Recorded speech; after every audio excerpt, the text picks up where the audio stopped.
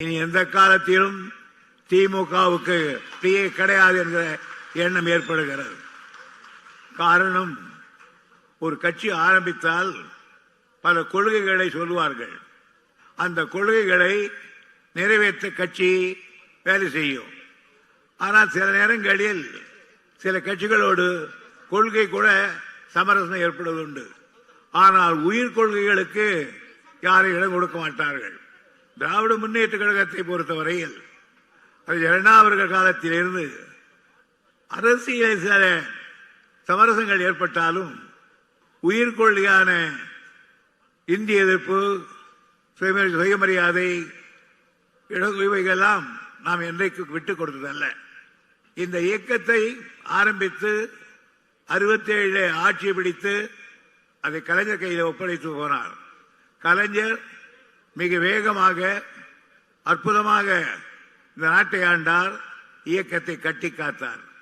அந்த தலைவரும் மறைகிற பொழுது தளபதியை கூப்பிட்டு என் பாதையை நடு என்று அறிவுறுத்தி அவரிடத்திலே முதலமைச்சரும் அதே போல் கழக தலைவர் ஒப்படைத்திருக்கிறார்.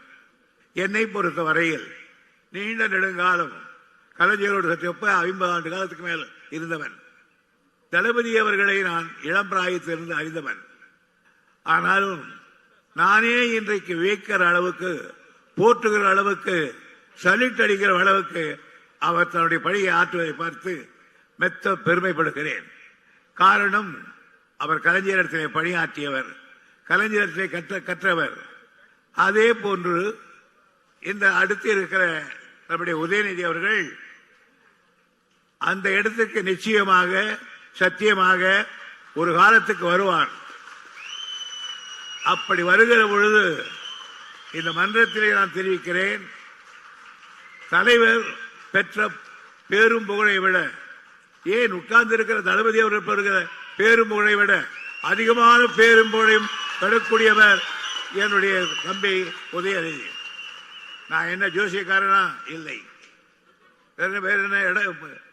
வேறு பதவி கிடையாது. இந்த வார்த்தையை ஒரு காலத்திலே கலைஞர் என்னிடத்தில் சொன்னார், யோதர என்னையும் மிஞ்சிடுவாயாம, தளபதி வந்து அவனை மிஞ்சிடுவாங்க. இது இன்றைக்கு நான் சொல்லவில்லை, தளபதிக்கு தெரியும், உதயநிதி தெரியும், நீண்ட நெடுங்காலமாக சொல்லி வருகிறேன். காரணம், இந்த இயக்கத்தை அழியாமல் காக்க வேண்டும்.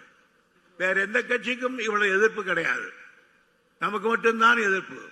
தமிழை சொன்னால் எதிர்ப்பு, தன்மானத்தை சொன்னால் எதிர்ப்பு, சுயமரியாதை கேட்டால் அது எதிர்ப்பு, மாநில சுயாட்சி கேட்டால் எதிர்ப்பு. ஆக எதை எடுத்தாலும் நமக்கு எதிர்ப்பு தெரிவித்துக் கொண்டே இருப்பார்கள். ஆனால் நாம் அதையெல்லாம் மீறி கையிலே ஆட்சியை வைத்து நடத்தி கொண்டிருக்கிறோம். தளபதியை நான் இன்னும் உதயநிதி சொல்லுவேன். ராஜராஜ சோழன், ராஜேந்திர சோழன், ராஜராஜருக்கு பிறகு ராஜேந்திர சோழன். ராஜராஜன் மன்னனாக இருக்கிற பொழுது அந்த பணியை ராஜேந்திர சோழன் ஏற்றுக்கொண்டான். ஆனால் ராஜராஜருக்கு காந்தாலூர் சாலை வரையிலே சாலை ஆட்சி இருந்தது. ஆனால் அவருடைய மகன் ராஜேந்திரன் பர்மா வரையில் அல்ல, தாயிலிருந்து வரையிலே தன் ஆட்சியை நிறுவி காட்டியவன். இன்றைக்கு எழுதி வைத்துக் கொள்ளுங்கள், உதயநிதி ஒரு நாள் ராஜேந்திர சோழனாக மாறுவார் என்பதை என்னுடைய அரசியல் கணக்கு. என் அரசியல் கணக்கு. காரணம், தளபதிக்கே தெரியும். கிட்டத்தட்ட நான் 60 ஆண்டிலிருந்து தலைவர் குடும்பத்தோடு மற்றும் பழகிறவன். எனவே எனக்கு இப்பொழுது இருப்பதெல்லாம் இந்த கட்சியை தாங்கக்கூடியவர்கள் யார் யார் இருக்கிறார்கள் என்ற எண்ணம் தான். அதை கணக்கு போட்டு அவர் செய்கிற பொழுது பாராட்டுக்குரியதாக அமைந்திருக்கிறது. எதை செய்தாலும் உதயநிதி சரியாக செய்கிறார். சமீபத்தில் வேலூருக்கு போயிருந்தார். அங்கு அவர் என்ன பேச்சு கேட்க வேண்டும் என்றேன், முடியவில்லை. ஆனால் முரசொலியை படித்தேன். என்னுடைய அனுபவத்துக்கும் அவருக்கும் சேர்த்து அந்த முரசொலியை நான் படிக்கிற பொழுது என் கண்கள் பறித்து போய்விட்டது. இனி இந்த இயக்கத்துக்கு அறிவில்லை. எனக்கு இந்த இயக்கத்தை தவிர வேறு இயக்கம் தெரியாது. நான் இன்னும் சொல்ல போனால் ரோட்ல நடக்கிற பொழுது மற்றவர்கள் கொடி பிறந்தால் அந்த நிழல் எம்மப்படாமல் ஒழுகி போகிறவன் நான். என்னை கலைஞர் அப்படிதான் வளர்த்தார். நான் கலைஞருடைய ஆஸ்தான சீடர். ஆகவே அந்த குடும்பமும் என்னுடைய குடும்பம் போல் இருந்தது. இன்னும் சொல்ல போனால் ஒன்று சொல்லுகிறேன். இன்றைக்கு நான் இன்றைக்கு சட்டமன்ற உறுப்பினர் எம்எல்ஏவாக இருக்கலாம். ஒரு காலத்தில் தலைவர் நானும் வீட்டில் உட்கார்ந்து சாப்பிட்டு இருந்தோம். அவர் சொன்னாரு, ஏன் போகிற முறையே நீ சீட்டு காட்டிய இந்த முறை நிற்கிறியான்னு 71 தேர்தலுக்கு முன்னால கேட்டார். எனக்கு சீட்டு கேட்ட வேணாம், அதுக்காக நம்ம காரியம், நான் வக்கீலா இருக்கேன், அதுதான் எனக்கு பிடிக்குதுன்னு. அப்போ வேணாம் அவனுக்கு அப்படின்னு போயிட்டாரு. நான் அடுத்து கை கழுவ வந்தேன். கை கழுவந்தா கை தண்ணி ஊற்றுறாங்க தயாளமா. ஏன் தம்பி வேணாண்ணே சீட்டுனாங்க.